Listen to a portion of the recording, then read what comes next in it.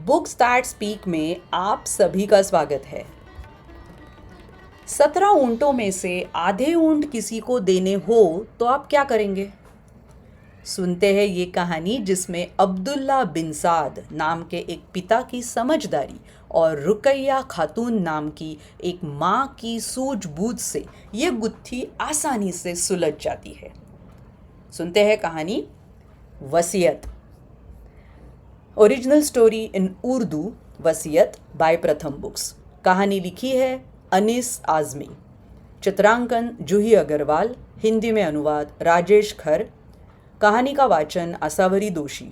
कहानी के लिए आभार स्टोरी वीवर।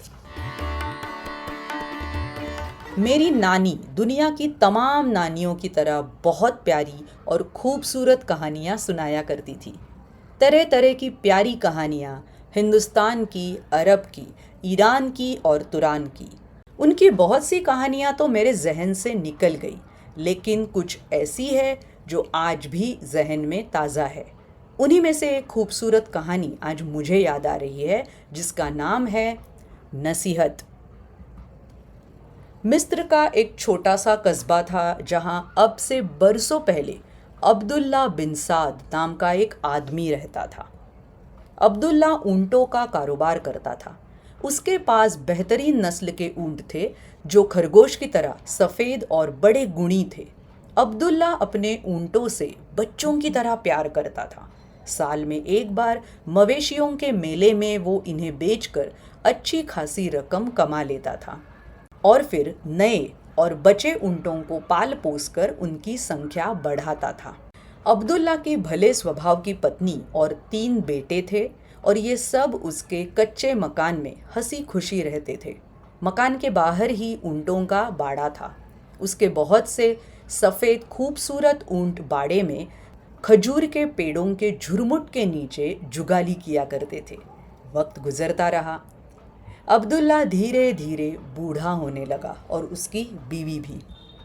एक दिन रात के खाने के वक्त अब्दुल्ला बिन साद ने अपने तीनों बेटों से कहा, बच्चों, अब मेरी उम्र हो चली है। शरीर दिन ब दिन कमज़ोर होता जा रहा है। अक्सर बीमार भी रहा करता हूँ। कभी भी मेरा बुलावा आ सकता है। मेरे बाद तुम तीनों अपनी माँ का ख्याल रखना और आपस में कभी भी झगड़ा ना करना। मेरे पास यूँ तो कुछ नहीं है, लेकिन जो कुछ भी है मैंने वसीयत कर दी है। वो वसीयत अनाज की कोठरी में रखे किसी एक घड़े में तुम्हें मिल जाएगी।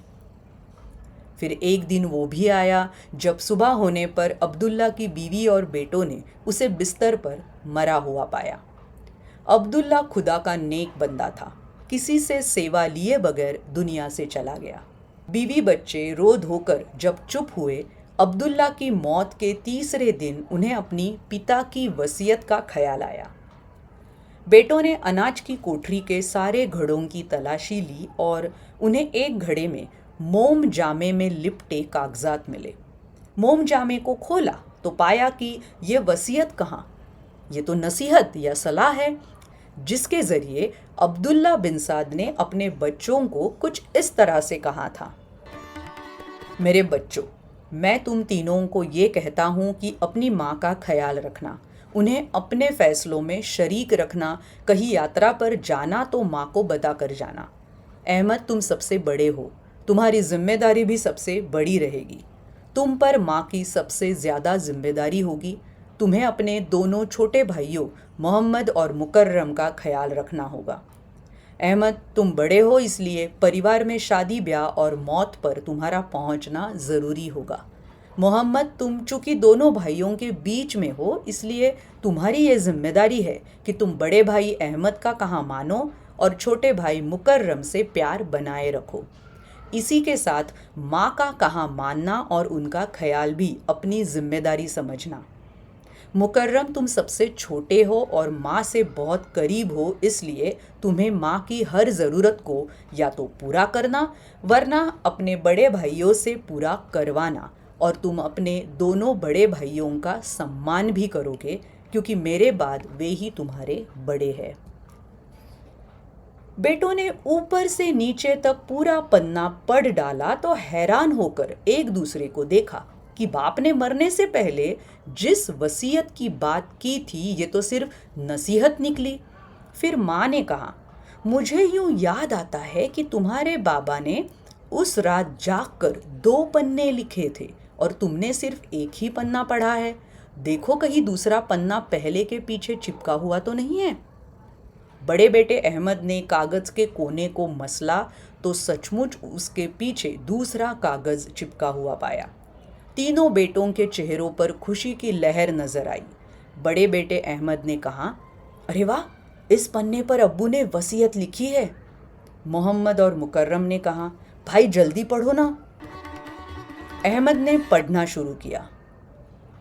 मैं अल्लाह को हाजिर नाजिर मानकर ये तय करता हूँ कि मेरी मौत के बाद मेरे मकान की पूरी मिल्कियत मेरी बीवी रुकैया खातून की होगी और उन्हें ये हक होगा कि वे इस मकान को अपने पास रखे या फिर बेटों में बांट दे या बेच दे। ये सारे हक मेरी बीवी के ही होंगे। मेरे पास एक मकान के अलावा कोई दूसरी संपत्ति नहीं है, इसलिए मेरी मौत के बाद मेरे जो भी ऊंट होंगे वो मेरी बीवी और बच्चों में इस तरह बांटे जाएंगे। जो सबसे सेहतमंद और खूबसूरत ऊंट होगा वो मेरी बीवी के हिस्से में जाएगा। उसके बाद तमाम ऊंट तीनों बच्चों में इस तरह बांटे जाएंगे।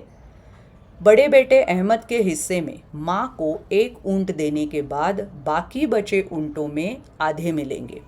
दूसरे बेटे मोहम्मद को सारे ऊंटों में से 1/3 ऊंट मिलेंगे, यानी कि 1/3। और तीसरे बेटे के हिस्से में तमाम ऊंटों में से 1/9 ऊंट आएंगे, यानी कि 1/9। अब्दुल्ला बिन साद की मौत के वक्त 18 ऊंट मौजूद थे। पहला सेहतमंद और खूबसूरत ऊंट माँ के हिस्से में आया। इसके बाद बचे 17 ऊंट। अहमद ने अपने आधे ऊंट मांगे। 17 के आधे, यानी कि आधा का कोई हिसाब नहीं बन रहा था कि आधा ऊंट कहाँ से लाया जाए। इसी तरह मोहम्मद के 17 ऊंटों में से 1/3 और मुकर्रम के 1/9 को भी बांटना संभव नहीं था। तीनों भाई अड़ गए कि मैं अपने हिस्से के पूरे ऊंट लूंगा। तीनों में कोई पीछे हटने पर राजी ना हुआ तो माँ बोली कि पिता को गए अभी थोड़ा समय भी नहीं हुआ पर तुम लोग आपस में दुश्मन बन बैठे। अरे नादानो, चलो, मैं अपना ऊंट तुम तीनों को देती हूँ। अब बताओ कुल कितने ऊंट हुए? तीनों ने कहा 18। माँ ने कहा, बिल्कुल ठीक। अहमद, तुम बड़े हो, वसीयत के मुताबिक तुम्हें आधे ऊंट दिए जाते हैं। 9 ऊंट तुम्हारे हिस्से में आए।